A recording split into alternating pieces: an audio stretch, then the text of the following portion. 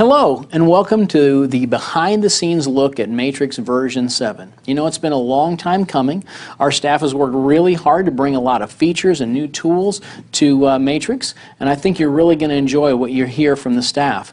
You know, it's my chance to brag on the staff just a little bit, because I don't believe that there's anyone in the world more passionate, more excited, and more devoted to bring you a product like this. And so enjoy the video, and also enjoy the product as it lands on your desk over the next few weeks.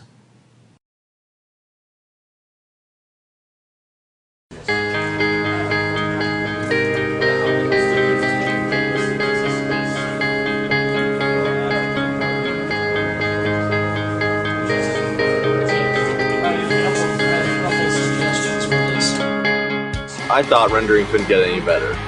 V-Ray 1 can produce some amazing renders, and I didn't know what else we could do until I saw the new interface for Matrix7.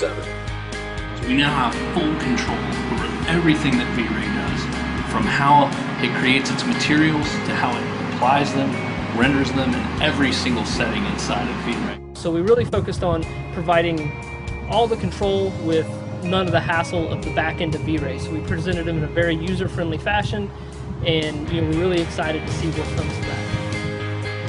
And so what this has done is it's given us an ability to reach every user type that uses Matrix, all the way from the brand new user that's never touched the program before can literally click 2 buttons and get a great looking render.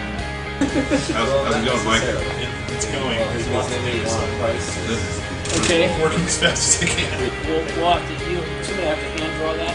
As a matter of fact, give that to Brian. Probably bigger than any of those things, though, is the addition of T-splines and how easy it's going to be to do organic modeling that would just take you a long time in surface modeling techniques. That opens up a whole new way of modeling. We did a lot of work with the T-splines people to integrate their products. Really opens up some nice new ways of building designs. We've included a whole library of starting designs to get you going. Should be fun to click through those and integrate some of those into your designs. We decided that it would be best if we could give users some starting point inventory that they can work with.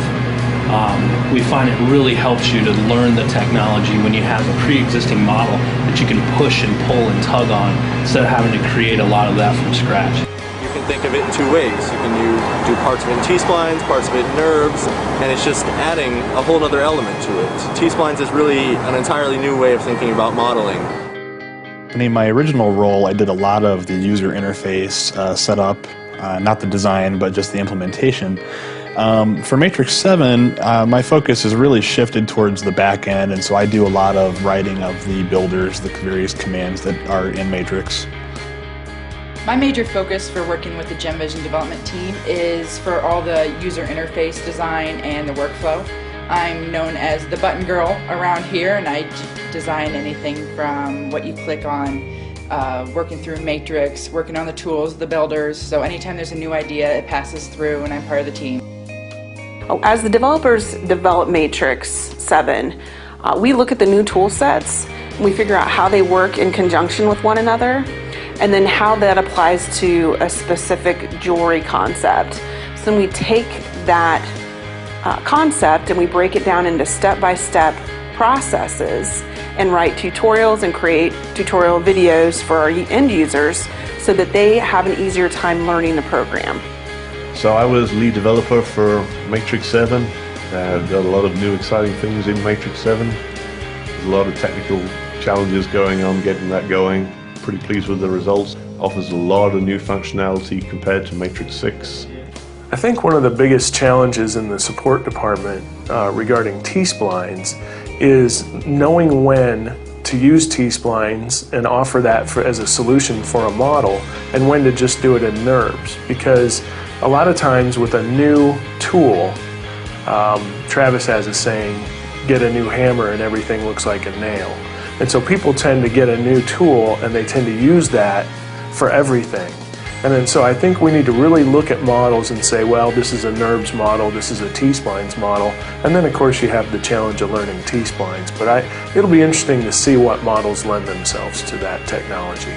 With Matrix7, I was responsible for integrating V-Ray and T-splines into our tool sets. I was also responsible to improve the F6 functionality with adding additional features to the menus. I've helped out a lot with the implementing of new gemstone shapes into Matrix7. We took actual live gemstones, ideal cut gemstones, and we scanned them on a Sarin scanner and brought in those files into Matrix and converted them over into actual gem objects. Really going to help a lot with the renders and making those renders look a lot more realistic. It's a row, so there's a slider at the bottom of it. Whoa! Or in shaking grab the pen. I do not.